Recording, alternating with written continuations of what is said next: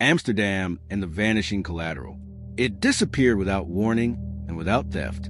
Assets were still recorded. Contracts still existed. Yet when stress arrived, something essential was missing. In Amsterdam, collateral did not collapse.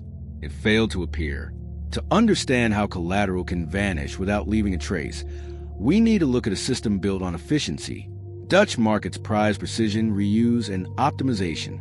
Assets were pledged, repledged, and mobilized across institutions with remarkable speed. Nothing sat idle. That efficiency still defines modern finance. The story begins with abundance rather than scarcity. Government bonds flowed freely through repurchase markets.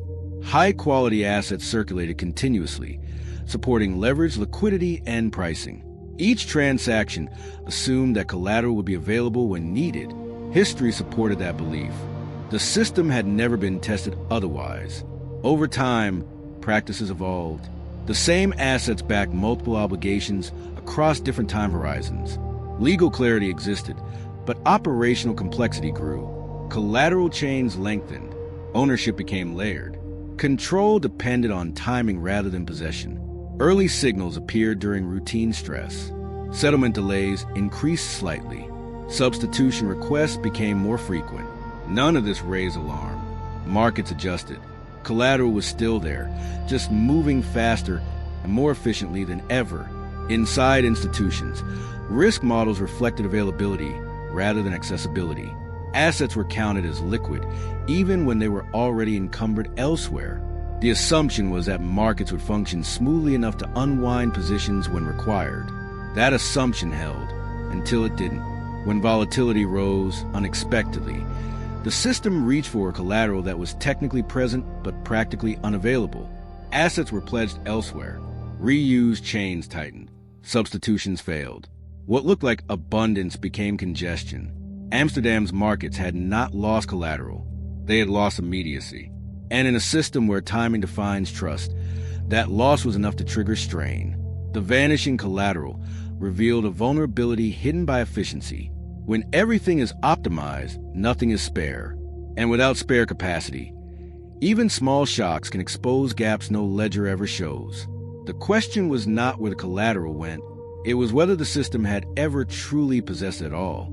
The strain surfaced first in the plumbing. Repo desks reported friction where fluidity was expected. Margin calls were met, but later than planned. Substitution requests piled up as participants searched for assets not already spoken for. Collateral was circulating, but it was circulating too efficiently to be recalled on demand.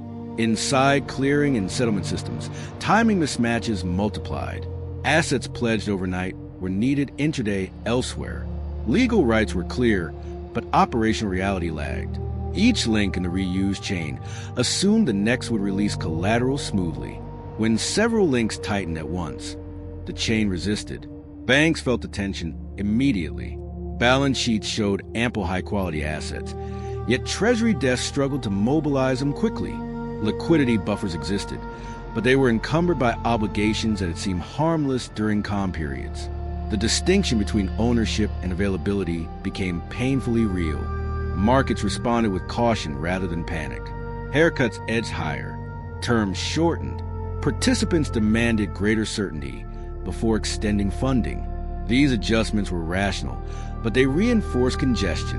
As confidence in collateral timing weakened, demand for immediate control increased. Regulators watched with concern. Traditional metrics showed strength. Capital was sufficient. Asset quality was high. Yet liquidity stress was emerging from mechanics rather than solvency. The system was safe on paper, strained in practice. Intervention tools were designed for shortages, not delays. What made the moment dangerous was invisibility.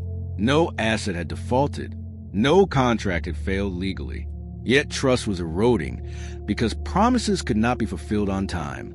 In collateral markets, timing is everything. A delay can be as damaging as absence. Amsterdam's efficiency had become its vulnerability. By maximizing reuse, the system minimized slack. When pressure arrived, there was no buffer to absorb it. Collateral chains that worked perfectly in calm conditions amplified stress under strain. The realization spread quickly. Collateral risk was not about quality alone. It was about control, timing, and spare capacity.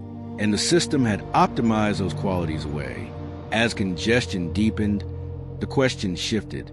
How do you restore confidence when assets exist, but cannot arrive when they are needed most? The tension intensified as participants began protecting themselves against uncertainty rather than risk. Institutions demanded collateral they could hold immediately, not promises tied to reuse chains. This preference shift reshaped behavior across markets. Assets once considered interchangeable were no longer treated equally. Control mattered more than yield. Inside banks, treasury strategies changed rapidly. Rehypothecation limits were tightened internally. Assets were siloed to preserve access under stress. These moves increased individual safety, but they reduced system-wide flexibility. What was rational at the firm level amplified strain at the market level. Clearinghouses reacted as designed. Margin requirements adjusted upward to reflect increased volatility and uncertainty around collateral availability. These adjustments protected central nodes, but they also increased demand for the very assets already congested. The loop tightened without a single rule being broken. Settlement systems became the focal point of stress. Delays cascaded across obligations scheduled minutes apart. Each delay forced precautionary behavior elsewhere. The system did not fail. It slowed. And as it slowed, confidence thinned further. Regulators confronted an unfamiliar problem. Collateral quality was high. Legal frameworks were sound. Yet operational reality undermined assurance. The crisis was not about creditworthiness. It was about choreography. Too many claims depended on the same assets moving flawlessly at the same time. Discussions turned to uncomfortable trade-offs. Efficiency versus resilience. Reuse versus control. Optimization versus slack. The very practices that had reduced costs and increased liquidity in calm periods were now constraining response under stress. Amsterdam's markets were revealing a hidden cost of perfection. When every asset is perfectly deployed, none remain available for surprise. Systems that rely on continuous motion cannot tolerate interruption without consequence. As pressure peaked, one insight became unavoidable. Collateral is not just something you own. It is something you must be able to deliver, immediately, reliably, and repeatedly. And until the system acknowledged that distinction, trust will remain fragile, no matter how strong the balance sheets appeared. The resolution focused on restoring control rather than abundance. Authorities and institutions introduced limits on reuse, not to restrict markets, but to preserve deliverability under stress. Collateral pools were reclassified to distinguish between assets that were liquid in theory and those accessible in practice. Slack was reintroduced deliberately. Banks adjusted internal practices. Rehypothecation chains were shortened. High-quality assets were reserved for critical obligations rather than optimized for yield. The system became slightly less efficient, but far more reliable. Confidence returned not through expansion, but through clarity. Market behavior shifted accordingly. Haircuts stabilized. Settlement times improved. Participants regained trust that when collateral was promised, it would arrive. The congestion eased not because assets increased, but because expectations realigned with reality. Amsterdam's experience reshaped thinking across Europe. Collateral risk could no longer be assessed solely through quality or volume. Accessibility, timing, and control became central. Efficiency without slack was recognized as fragile. The vanishing collateral did not expose dishonesty or weakness. It exposed over-optimization. By chasing perfect utilization, the system had sacrificed resilience.